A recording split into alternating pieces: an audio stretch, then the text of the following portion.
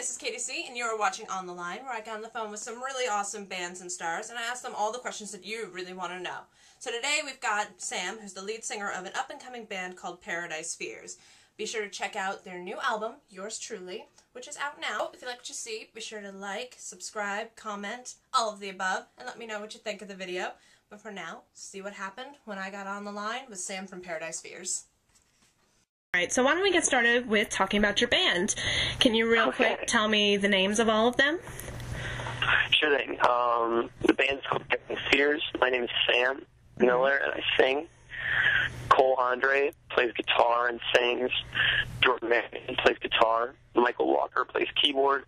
Marcus Sand plays bass, and Lucas Zimmerman plays drums. When did you guys get started, and how?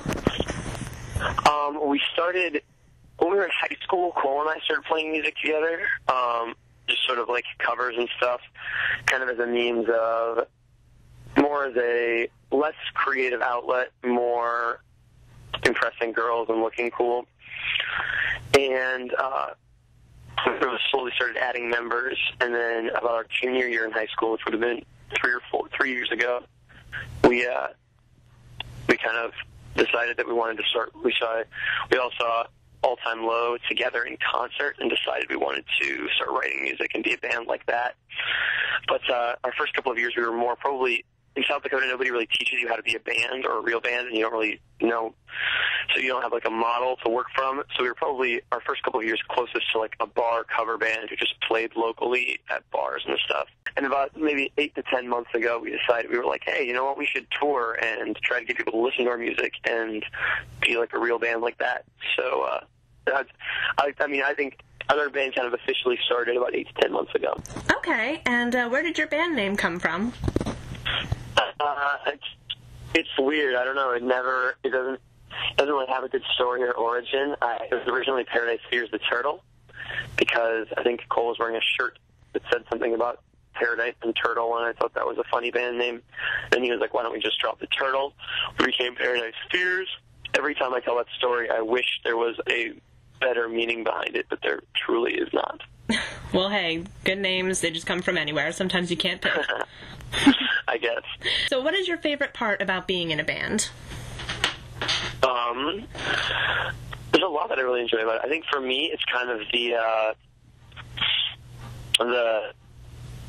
sort of hunger and drive to sort of to become like a more popular band, and like, I don't know, kind of the game of being up and coming.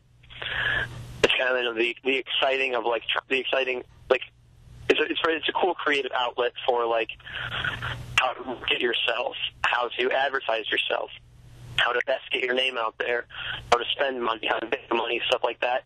It's like a very, very that's fun to me and very exciting. Yeah, I always kind of say tell people I'm sort of more of a businessman first and a musician second, so I end up like managing our band in a lot of ways. So that's probably truthfully my favorite part about it. But I enjoy the travel of it. We all love playing live. I think that maybe if you ask the whole group, that would be the group consensus, or that we love performing in front of people. And traveling's fun. I like whenever anybody like sort of like screws me over, I like being able to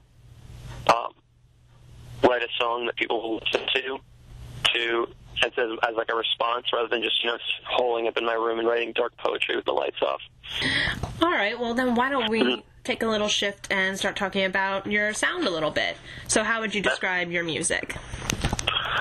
I call it roller coaster rock pop. Roller coaster because I feel like it's one of our main goals of the music is to sort of constantly be switching a roller coaster of styles, a roller coaster of emotions, a roller coaster of dynamics, to kind of keep a listener on guard and on their toes. And then rock, because I think that's sort of like the broader genre that we would be classified in. But I think a lot of times, like pop rock bands, so to speak, have kind of ditched the rock altogether. And so there's just a lot of pop bands, and we would definitely say it's more important to us to have the rock before the pop. Because yes, we certainly appreciate the pop of like, hooky melodies and like super, super catchy catchy chorus hooks, but we definitely it's more important to us to have like full real guitars, like explosive songs, big drums, a big sound, and that would come before the pop music aspect of it. Okay, and who are some of your biggest influences? We're definitely all big All Time Low fans, and that was sort of, and so that we always list them as an influence. We kind of draw different and more diverse influences outward from that. One of our primary songwriters listens to a lot of, like, the main Young and Divine is a band that I don't think is any longer a band, but he really liked them. A band called Go Crash Audio. And he really, and they're sort of more, certainly much more poppy, catchy bands. And then we also listen to a lot of Brand New, The Spill Canvas. And those are some of our favorite. Those are some of our group's favorite bands. Mayday Parade certainly is writing really great music. I sometimes like to write lyric. I try to write lyric like clever, like Lupe Fiasco clever. I love Lupe Fiasco. I think he's so witty and so sharp. All right. Well, I had a chance to listen to your album, so for my listeners, cool. Could you tell them about it and what they will expect when they take a listen? It's a debut full-length album. I think it's what can be expected from a debut full-length album. We are, it's very earnest, it's very genuine, it's very real to the kind of musicians that we are and that we want to be. We're very proud of the songs as they ended up. And I think, and yeah, you'll get it's that true roller coaster rock pop, but no real song on the album sounds exactly the same, and a lot of it, so it kind of, it certainly comes across as like a very diverse and eclectic mix of songs. Some more acousticy, some much more sort of intense and in your face, but all of them real, genuine, and hopefully fun to listen to. So it's sort of like a smorgasbord. Exactly, a smorgasbord of sorts, yes. I mean, I'm dying to be one of those people that can use the word smorgasbord more casually in their everyday life. And I feel like I just blew an opportunity there. Well, no worries. I used it, so we'll give you half a point on that one. All right, thank you. So when people are wanting to take a listen to you guys for the first time, what song would you suggest that they listen to first? I think it kind of depends on the type of person that they are. I would always recommend people differently. Definitely, I think Last Breath is probably our most accessible, but Waste of Time might be the most easy to listen to, immediately catchy and grabby song. And now let's move on to promoting a little bit, because you guys have been doing a lot of self-promoting and going on the road. Yeah. What has that been like? It's very, very exciting and very, very exhausting, but entirely worth it. We travel around and we follow huge tours in pop rock where there will be a large, sort of concentration of people standing outside in front of shows, waiting in line. And we go up to them, play some of our music for them, we sell CDs, we hand out promo cards, basically just try to get everyone in the line listening to our music. It was kind of, I don't know, we sort of, it's a technique that we borrowed from a band called Mayday Parade. Okay. Because 5 years ago they started doing it on Warped Tour, and now there's like tons of bands that do it on Warped Tour every summer, maybe 30 to 40 bands every year on Warped. But we decided we were going to do it like, rather than, we were the first band we knew of to do it on like a real tour. And it's ultimately, I mean, most of the time we're the only bands there, which means there's not a whole lot of competition, which is great. And it has it's done amazing things for us. We couldn't be more excited about kind of like the results of tour promoting. So we've ended up selling about 13,000 CDs in the last 5 months. Our Facebook like numbers have quadrupled, and now every time we play CDs, we keep a pretty consistent log of people who are interested in our music and who purchase our music, so we can make sure that they are alerted when we play there. And so it's done amazing things for the amount of people that come to watch us play. What kind of reactions have you guys been getting when you do this sort of thing?